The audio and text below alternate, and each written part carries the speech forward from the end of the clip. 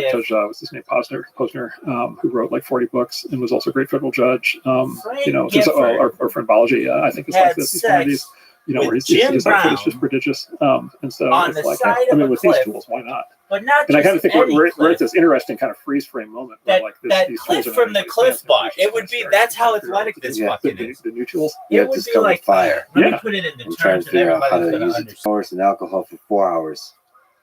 You didn't think I'd be mentioning this, did you?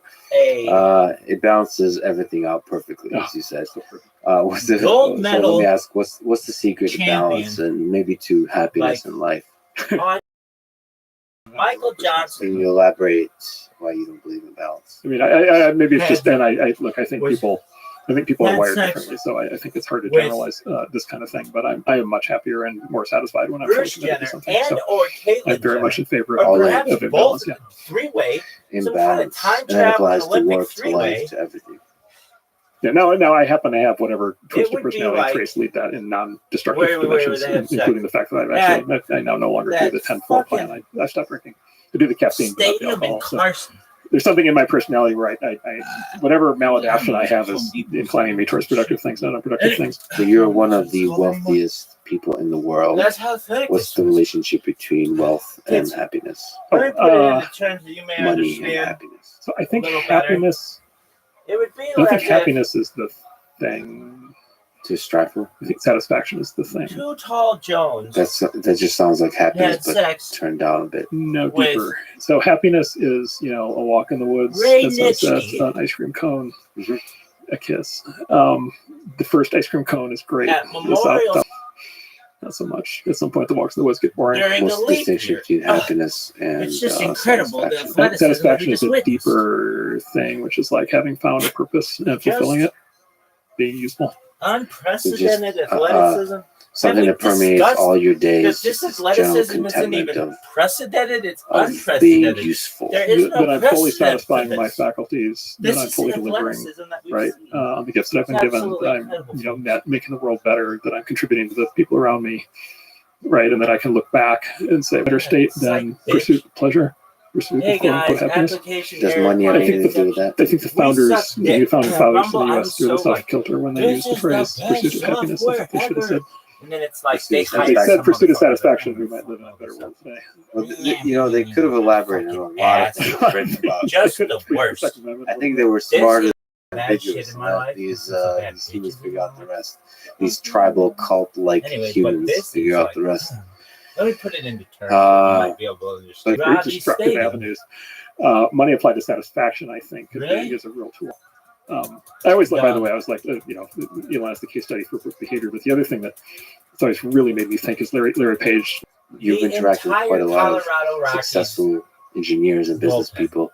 What do you think? Is I watched it. I didn't watch it the live, core but of I is watched it like he's Back to the Future. So he After, is it was doing fucking the most amazing. leading edge things in the world, but with a really deeply old school approach. no one watched it live. And so to Everybody find knows that. comparisons to Anybody's Elon, like, you "Oh, need to I go saw to your like shit Henry live." Ford and Thomas Watson Fuck and Howard you. Hughes No, I watched it. and What Andrew was that? Carnegie, right? It was like Vanderbilt, and if it's a Randall level of Cunningham hands-on had commitment sex with- and depth down to first principles that is just like absolute. It's just like unbelievably absolute.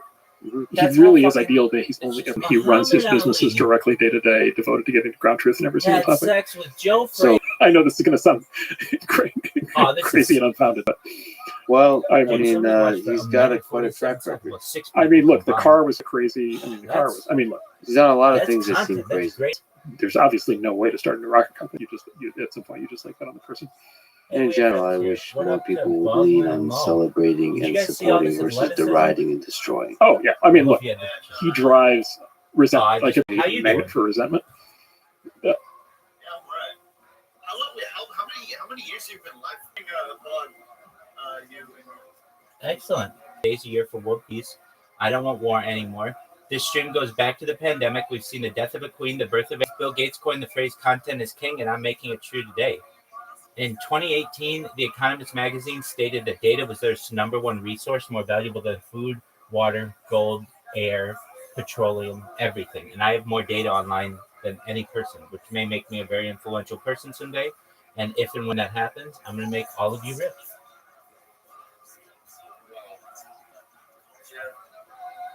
Woodrow. Who's all of you? Anybody in the server? Well, anti-gravity, antimatter, dark energy, dark matter. We talk about de-extinction. We talk about things like alien disclosure and life extension technology, things like human growth hormones, stem cells, nootropics, things like ambrosia therapy, where the platelets of younger people are used for the benefit of older people. We talk about things like cryonics and cryogenics. And then we move into a really interesting world. Has anybody ever told you guys they don't think you're going to die?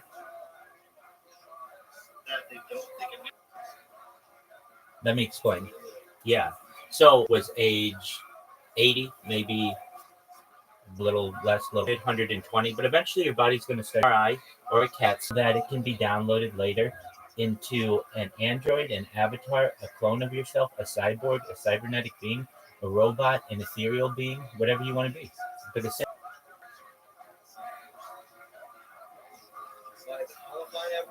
Halakha, yep. You can trace my lineage back. Which one, the Bible of Judas? Oh, great question. Actually, my grandmother's grandmother is from the Zagelmeyer family, and Zagelmeyer is the pet name of Betzazel, and Betzazel was the first architect of the Mishkan, which is like the traveling tabernacle.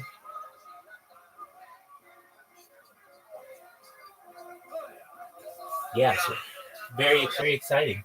At any given time, on more than 8 different streams, you can watch me on YouTube, and we watch all kinds of podcasts, and we sing karaoke. Last night, we had a bunch of people in here from a cryptocurrency. If you're not aware, this on my head. And you stay in longer than you want. You go do whatever you want, but come back here whenever you're bored, and we'll talk. We'll become friends, and we'll learn together. Gotta say, I am really interested in that. Excellent. Well, it was a pleasure to meet you, and just know that you're always welcome here whenever you want, both you, Mo, and Bogdan. I'm always here to support you, to be positive in your life, to be an optimist. Excellent. Have a good one. You too, guys. Take care. Peace. Like his, technologist, of the century, coupled with like just his critics are just bitter as can be. And it's sort of very darkly comic to watch. Well, he fuels the fire of that by being an asshole on Twitter at times, and which is fascinating to watch. I can't believe these guys were there. And I'm like, Randy Say that. Very successfully. So now their cults have gone, and we search for The answer to that, I think the meaning of the closest I get to it. What's the role of love in that mix? I mean, like, what's the point? Taking care of people is like a wonderful thing. Like, the mentality, there are pathological forms of taking care of people, but there's also a very fundamental, kind of aspect of taking care of people. Like, for example, I happen to be somebody who, right. And so like, yeah, I think it's like deeply woven into the whole thing. Enjoy and small Ways to get somebody to do something for somebody else. these guys that That's a good ordering. We should bet on those. Try love first. If that doesn't work, then money. Yes. And then fan. I'm glad I finally got a chance to talk. I'm a fan of everything you do, including on Twitter. It's a huge honor to meet you, to talk with you. Thanks again for doing this. I really Awesome. want Thank to you, get into that. More into that. Description. And now, let me leave you with some words from Mark Jeremy Andreessen Ronan himself. The had world sex is a very malleable with- place. Itself around you with much more secretary. quickly and easily than you would Really? think. Absolutely. Thank you for listening, and hope to see you next time.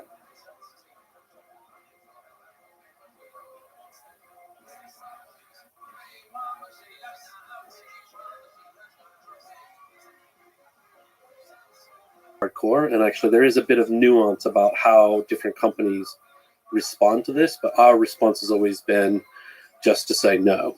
And if they threaten to block, well, knock yourself out, you're going to lose Wikipedia.